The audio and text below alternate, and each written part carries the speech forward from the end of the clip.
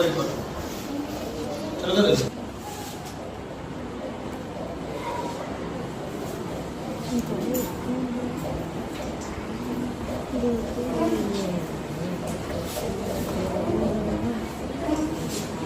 चौथा सवाल लिखा हुआ कितना है?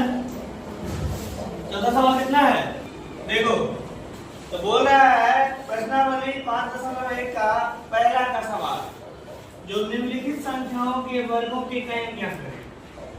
तो सबसे पहले हम ये जान लेते हैं जो वर्ग जो निकालेंगे किसी भी संख्या के अंक में कौन कौन संख्या हो सकता है ना। जैसे मान लो 1 और 9 का इकाइयां कितना होगा? 1, ठीक है। 2 और 8 का इकाइयां कितना होगा? 4। 3 और 9 का इकाइयां कितना होगा? 9 सर 7। 3 और 7 का, ठीक है। उसके बाद 4 और 6 का कितना होगा?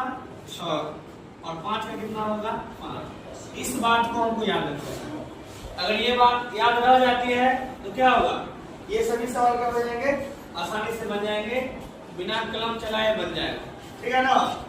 अब देखो समझो कैसे। जैसे मान लो 1 का स्क्वायर कितना होता है? 1। 9 का कितना होगा स्क्वायर? 81। इकाई कितना हो गया? 1। जैसे 2 का होता है 4 तो 4 हो गया। 8 काट के दी 64 तो 64 का इकाई कितना? 4 तो 4। इसी प्रकार से सबका निकाल लेंगे, ठीक है ना। अब ध्यान ये देना, जैसे मान लो सवाल दिया हुआ है, पहला सवाल दिया हुआ है तो पहला का हम सॉल्यूशन करते हैं। 81 है ना, बोला इसका इकाई अंक निकालने के लिए तो कुछ नहीं करेंगे, पहला वाला अंक लो, इसका स्क्वायर कर दो। 1 का स्क्वायर 1 हो गया, क्या ये इकाई अंक। कोई दिक्कत? जैसे 9 है लास्ट में तो 9 में 81, 81 का 1। जैसे मान लो 3 है लास्ट में, है ना, तो 3 का स्क्वायर कितना हो जाएगा? 3 किया 9। 3 का स्क्वायर 9, इसका इकाई कितना हो गया? 9।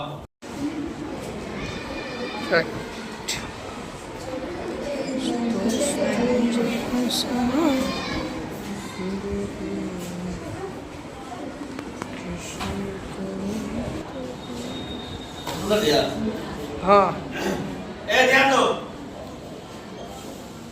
तो 5.1 का सवाल नंबर 2 बोल रहा है ना। कौन सा क्लास है ये?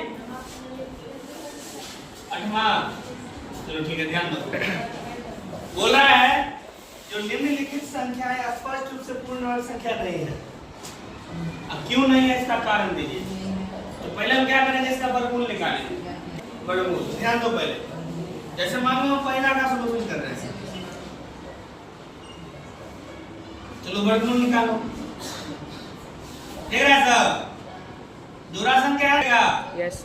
चलो इसमें घटाओ। 1 आए घट के 3 से लगा के क्या करेंगे? 3 इसमें जोड़ देंगे। यहाँ कितना हो जाएगा? 6। यहाँ से 2 अंक उतारेंगे, कितना उतरेगा? 57। ये टोटल कितना हो गया? 1। ध्यान दो, 157, ठीक है। अब ध्यान दो,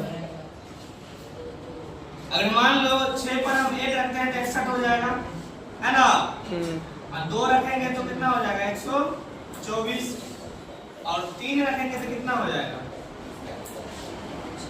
189। ऐसा करते हैं ना, 2 ही रखते हैं, मान लो 124। यहाँ पे कितना फालतू आ रहा है? 33। अगर 33 हम सवाल में से घटा दें तो क्या हो जाएगा?